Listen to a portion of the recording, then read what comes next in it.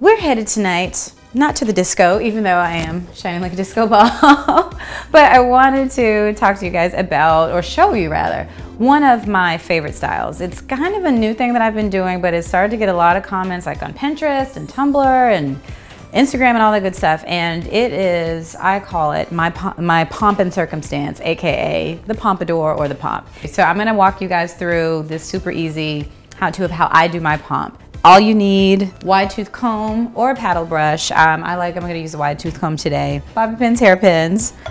My go-to Cream of Nature Perfect Edges, the repairing oil, and again, our lovely wooden hood brush. Whatever products you have at home that are kind of comparable, you can use. What's great about the pomp is you can do it as I'm doing it on old hair. Sometimes I do it after I've freshly blown it out. I like mine a little more that way, but you could also do it if you have like an old twist out. Some people like their pomp to have a little more of like the curly texture, and you can use really hair in any state. I'm just gonna kind of show you what I'm doing. What I like to do to make it a little easier is take some of the repairing oil because it just softens it, and any kind of tangles or whatever's happening, I just kind of run it through it. Everything for me is going, as you guys are going to learn, is I try to keep it very easy, low maintenance.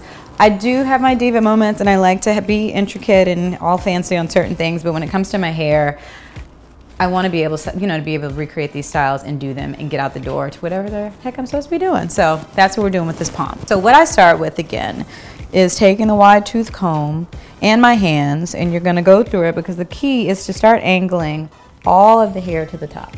So what I start with my hairpins, and I'm just doing what you would call a twist and tuck, because all you really want to do is start making this as tight as possible. And some of you may feel like, oh God, I can't see it. But again, you don't really need to see this part because the key is that you're literally just smoothing, pinning, smoothing, pinning.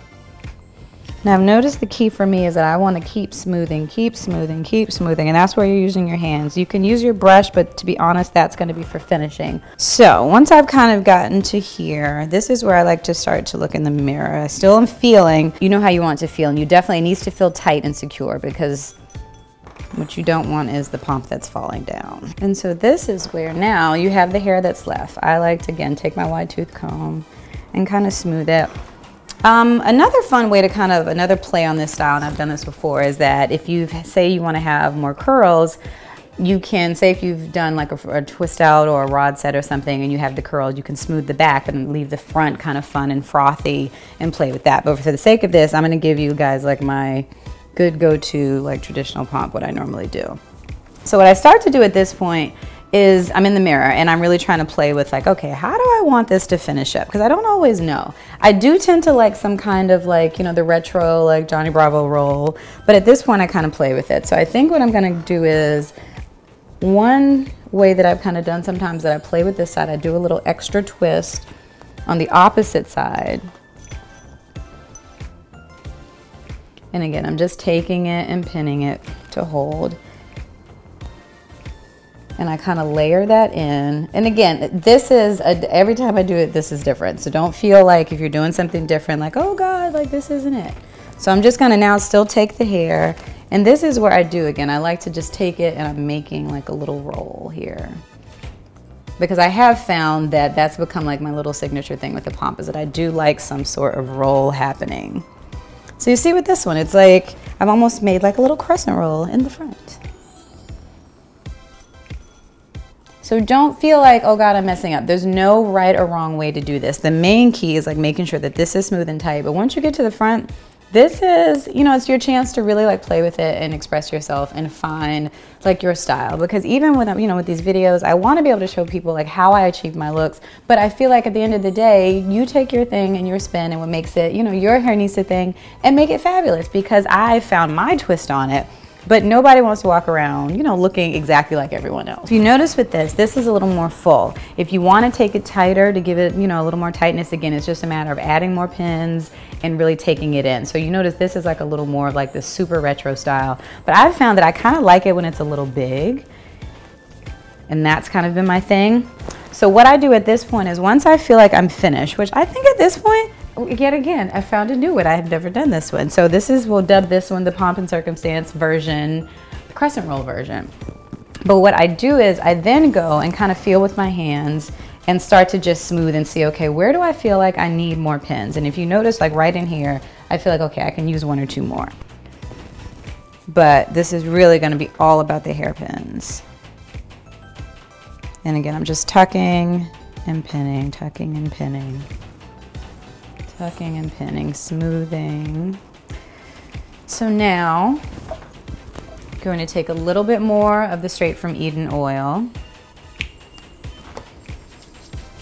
And this is where I'm going in. Again, just to smooth little bits of the flyaways.